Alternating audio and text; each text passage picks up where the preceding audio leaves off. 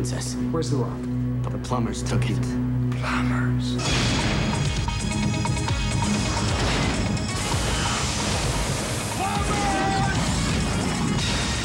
Alien species escape.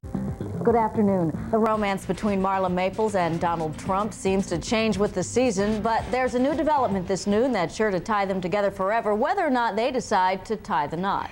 It's true. Marla Maples is pregnant. Channel 2's David Diaz has the very latest on the story of Baby Makes 3. He's joining us live from outside the Palace Theater, where Ms. Maples is starring in the Will Rogers Follies. David. Yes, indeed. And Lisa, you know that the producer of that show says that earlier this week that Marla had talked to him and said, listen, let's have lunch on Thursday. I have something very important to tell you. Well, he believes that now he knows what it is that she wants to tell him, that she's pregnant. And he says that her good news could be good news for ticket sales for the show. Then again, it would be bad news, that is, if she has to leave the show. Her celebrity status as Donald's on-again, off-again main squeeze is credited with helping keep the customers coming to see the Will Rogers Follies.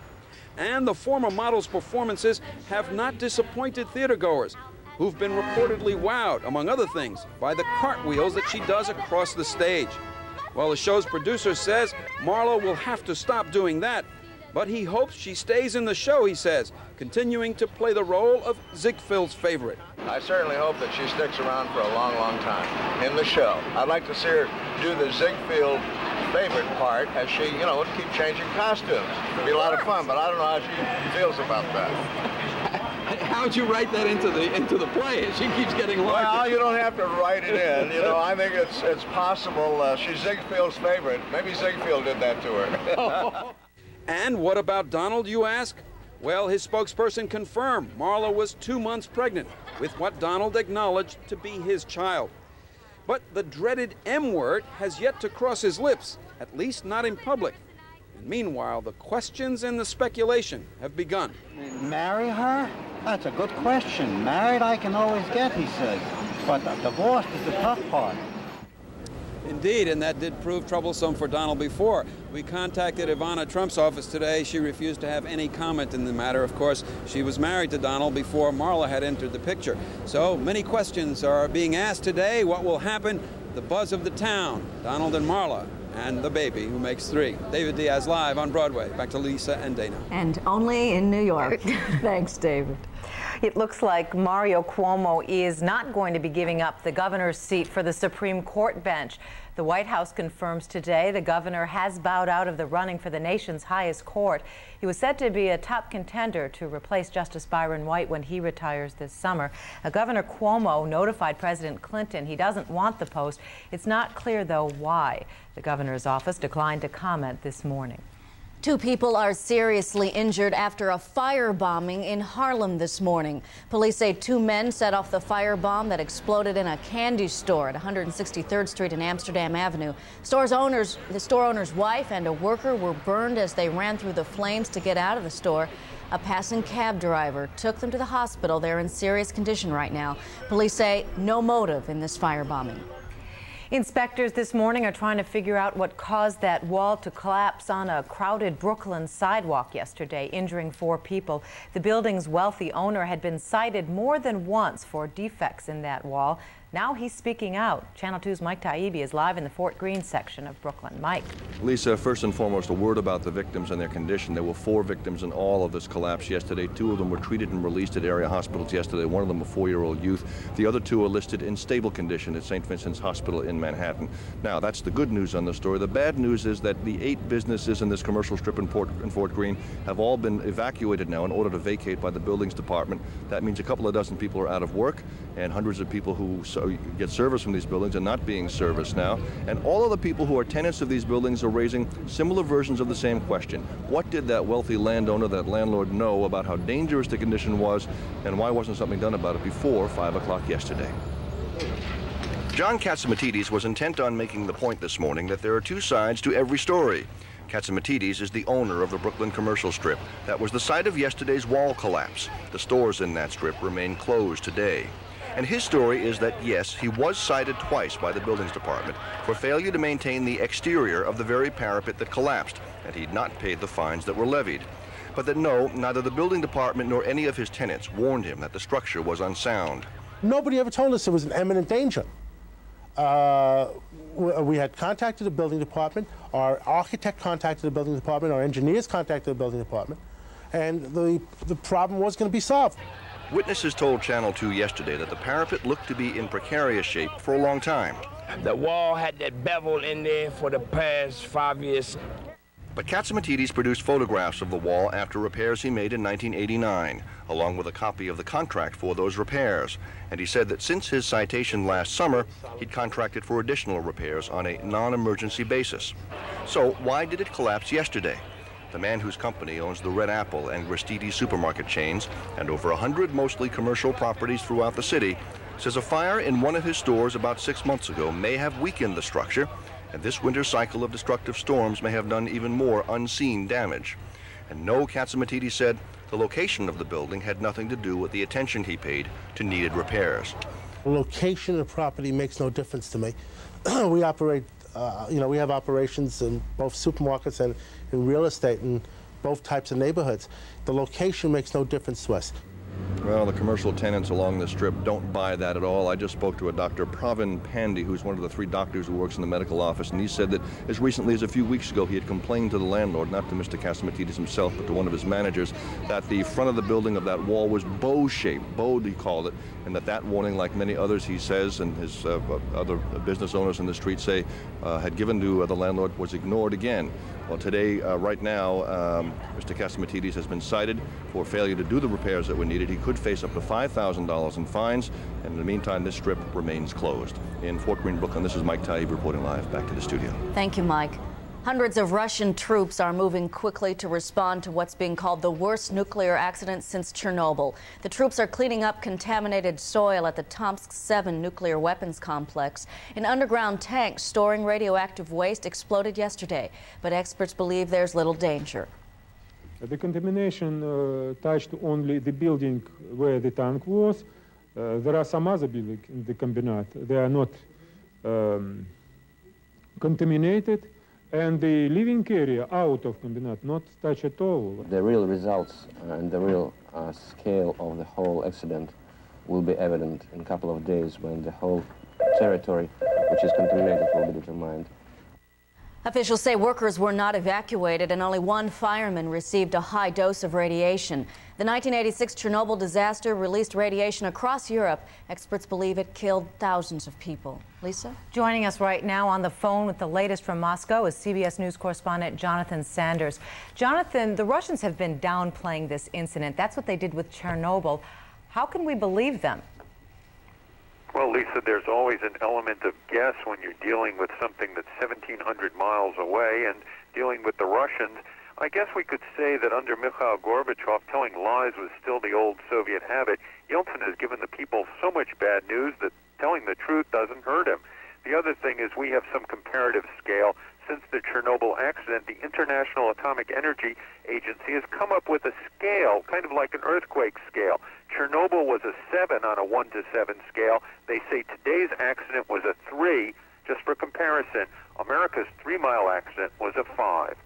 Jonathan, my understanding is that it was uranium waste that leaked from an underground tank when it exploded. Can you tell us exactly what happened? Was this a military complex? Lisa, Tomsk 7 is a top-secret weapons lab and disposal lab out in Siberia. We understand that some nitric acid was placed in a tank of material that was being destroyed, and there was a chemical reaction. The bad news is that it blew the roof off the building. The good news is there was no plutonium involved. There's a cloud of radioactive dust that's floating northeast of Tomsk towards the Yenisei River. Not a lot of people live there. The Greenpeace and the ecology people, of course, are dismayed. This gives them something to yell and scream about. But we should discount some of their hysteria. They like getting attention. All right, Jonathan Sanders reporting to us from Moscow. Thanks for being with us. Coming up on Channel 2 News at noon, why a group of Haitians is not being welcomed with open arms in New York.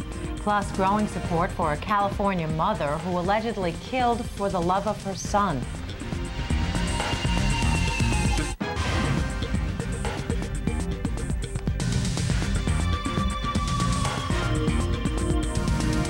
More AIDS-infected Haitian refugees will soon be headed to New York for medical treatment. Several have already arrived, but the question now is who's going to pay for their care? Channel 2's Lisa Castleman has the story. The trip to the United States for medical treatment began with a flight to Miami. Several of the 16 Haitians infected with the AIDS virus are now in New York. A big change from the tent city at the U.S. Naval Base in Guantanamo Bay, Cuba. The HIV-infected Haitians are among the thousands who have lived there since trying to flee their country after a bloody coup in 1991 ousted Haiti's first democratically elected leader, Jean-Bertrand Aristide. The U.S. detained thousands at Guantanamo before shipping most back to Haiti, saying they were economic refugees. But the Haitians and their supporters here in the U.S. say they are political refugees fleeing army terror in their homeland. The HIV-infected Haitians arriving in New York and Miami this week are the first to enter the country since a Brooklyn federal judge ruled last month that the government must provide medical treatment at Guantanamo or send them elsewhere for medical care. That care is expected to cost about $100,000 per person. Mayor Dinkins has asked the federal government for aid to help fund the medical care, but even if he gets it, it's bound to cost the city hundreds of thousands of dollars. In Manhattan, Lisa Castleman, Channel 2 News. 2 New Yorkers are the latest victims of violence against tourists in Florida. Police say the 2 women, both in their 60s, were robbed at gunpoint in Fort Lauderdale yesterday. Fortunately, they weren't hurt. Foreign visitors have been the target of deadly attacks in Florida, the most recent case being a German school teacher robbed and killed in front of her mother and 2 young children on Friday. 7 foreign tourists have been killed since October. Florida's governor has now formed a special task force to fight the wave of violence. Still ahead, why many California residents are siding with a mother who apparently avenged her son with murder. Plus, a regular Wednesday Parents Magazine segment, tips on how to make your kids' meals more entertaining. Next.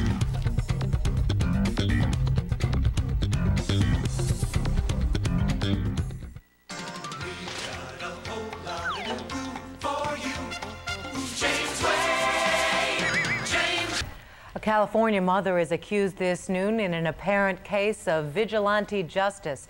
She's charged with killing the man who allegedly molested her young son. Police say Ellie Nestler shot the accused child molester 5 times at his court hearing in Jamestown last week. Nestler's relatives say she was afraid he would escape justice.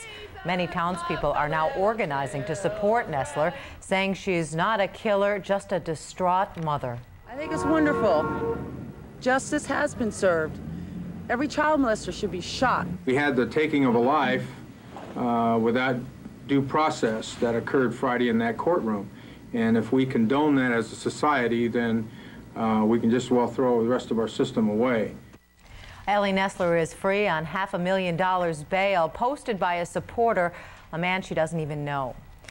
A school in Jersey City, is closed down this noon after one student, possibly another, came down with meningitis.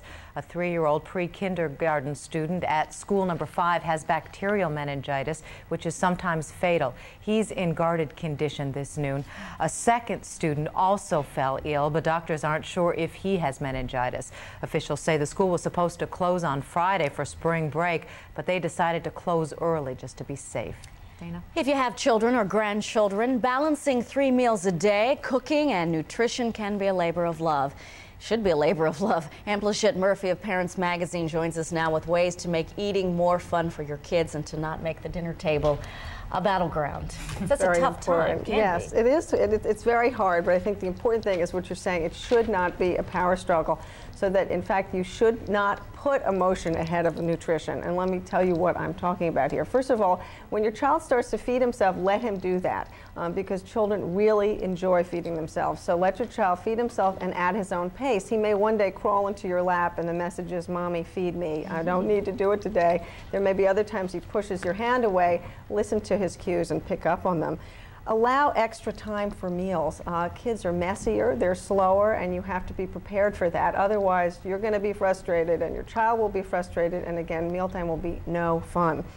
Serve small, varied portions. Small is very important. I think a lot of us forget. Kids have little stomachs. They don't have the same kind of capacity. They don't need more than a couple of tablespoons of food per meal. And in fact, they like to choose. So give them nutritious choices, but don't obsess about nutrition. I think there's so much talk about, you know, too much fat, and, you know, is my kid eating enough vegetables? But what about it can that, overwhelm that. Well, eat your broccoli. If you don't eat your broccoli, you're not going to this and that and all that stuff. Most of the studies show that kids will get the nutrition they need. They're not going to starve to death if they skip a meal entirely. And it's very important that you not equate food and love. You know, when you said it should be a labor of love, that's true, but I think too many of us feel that when we're feeding our children, we're sort of filling them up with love, and what happens is that then when your child rejects the meal, you feel as though your child has rejected you. And this is a very serious kind of pattern to get into. Another way of thinking about it is when a kid is upset, a lot of us will give them a cookie,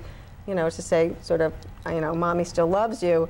And that sends a very unhealthy message that can, in fact, lead to eating problems later on. And the one thing, though, what about when you can't even be there? The other relatives sending your child to school? I think for grandparents, it's very important to realize that, you know, these sort of eat, you know, and the rejection issues are very big with grandparents, too. And certainly for someone who grew up with not enough food, where food was scarce, it becomes a very important thing that a child finish his meal, and don't let it, you know, don't let it overwhelm mealtime, or it's not going to be fun. Don't let it overwhelm either one of you, for that matter. Okay, and there is this month's issue, May of 1993, Parents Magazine. I can't wait to hear about how to unwind even the crankiest child. Next week, we'll do that next week. I want to hear that one.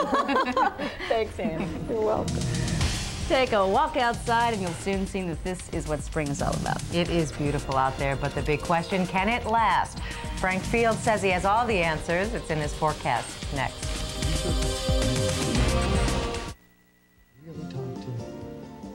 Quality time for us is reading wonderful stories together. For the experience of a lifetime, make time to read with your children.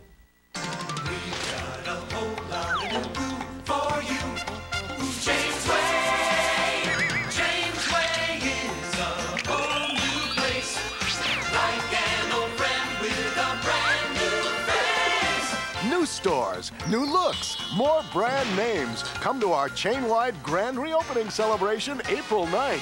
We've got a whole lot of new moves for you. Jamesway.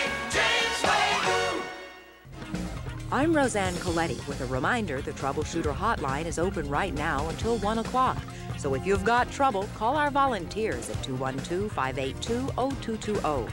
And don't miss my Troubleshooter Reports weekdays at 5 on Channel 2 News. Now appearing at one of New York's premier museums, a fascinating exhibition containing over 2,000 examples of the world's most interesting stuff. Excusez-moi. On loan from dozens of discerning individuals who have collected a dizzying array of stuff like marbles, miniature cars, dirt, baseball cards, Barbies, and of course, stuff like me. Great stuff. Now appearing at the Children's Museum of Manhattan. I'd see it myself, but plastic. Ba-dum-sha.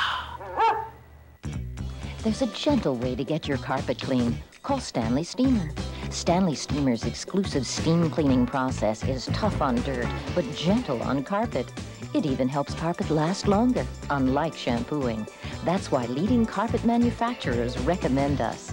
And we clean upholstery just as effectively and gently as we clean carpets. Call Stanley Steamer. We're tough on dirt, gentle on carpet. Shame on you conveys a sense of, hey, you did wrong. Are you a crook? You ought to stop it. You should never have done it. Shame on you. Time now to update you on our top stories this Wednesday noon. There will soon be a new tie that binds on-again, off-again lovers Marla Maples and Donald Trump. Maples is 2 months pregnant and Trump is the father. The actress is expected to leave her role in Will Rogers' Follies in about a month. No word on whether the couple plans to get married. Inspectors are trying to determine what caused yesterday's wall collapse in Brooklyn that injured 4 people. The building's owner was cited several times for failing to maintain the wall, but today he said neither the city nor his tenants told him the structure was unsafe. He's back. Hi, Frank. Beautiful day out there. It was a beautiful day. It Is that still why you're is. being so nice to me? The weather. Did you bring the good weather with you, or I what? did. We have a couple of nice days of weather, but Good. the weekend is kind of... let's not talk about the week. Let's talk about the next couple of days. 49 degrees now. Lovely day coming up, and just as nice a day tomorrow. So we'll be on the milder side. Temperatures will be warming up. The wind is still coming in off the Atlantic, so this is cool, moist air, so it's a little chillier along the south shore of the island and out east too. But this is a big weather system that's beginning to wind up out here. It will drift ever so slowly in our direction. Unfortunately, the timing is such, we'll enjoy a couple of days of mild weather coming this way into the weekend, and then after that, a quick change. So for today, some spring-like weather. Temperatures will be near normal. The normal high is 58 degrees. It'll be fair and cool tonight. And as you can see, temperatures will get up into the mild levels. Tomorrow, a very pleasant day. Yes, 64 degrees tomorrow, 63 on Friday. Unfortunately, Saturday and Sunday, some clouds will develop and some showers will move in, and the timing is not just that good for the weekend, but it's just as nice for the next couple of days. Well, enjoy that. Thanks, Frank. Here's a look at what's coming up on Geraldo today. A daughter molested by her stepfather confronts her mother, who not only knew it all, but who actually approved of it. Well, when I was 9, I told Mom, and she didn't believe me. She said if I said it again, she would kill me. And he came in right as I was telling her. Were you serious when you said your mom once suggested that you have your stepfather's baby? Mom said she wanted me to have a baby by Virgil so it would be more like hers. And I remember. So she could raise it. So it'd be more like her blood. I'd even put a tape recorder outside and try to hear the kids. And it was my daughter. And I did not realize that. Pam, how do you feel about Mom? I love her, but I hate the fact that she still loves him. More on this on Geraldo this afternoon at 4 o'clock here on Channel 2. That's Channel 2 News at noon for this Wednesday. I'm Lisa Rudolph. I'm Dana Tyler. Have a great afternoon.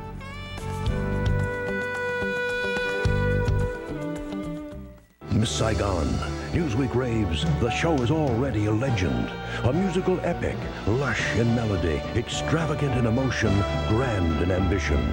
The New York Times hails it as gripping entertainment. Its brilliant theatricality and inspiring humanism make it a triumphantly vibrant and real room for 6. All just $219 a month and $925 down. In the trunk. Oh, where's the door? And Lumina is $1,900 less than a comparably equipped Ford Taurus. Chevy Lumina, just $219 a month. Expect more for your family at your local Chevrolet GO dealer. I was tall and slender up until I had my first child. I was engulfed in being a mom and let myself go. I chose Jenny Craig because it's my type of food. I'm the microwave queen here. I don't want to fuss with it. I don't have to cut it up. I don't want to have to weigh it. The food is wonderful. It's already portioned. You know when to stop, instead of feeling bad every time you eat. Now it feels so good. Join now and pay as you go for just a $9 a week program fee. Jenny's Cuisine is a required additional purchase. Call Jenny Craig. Tomorrow at 10, psychics tell all about your favorite stars.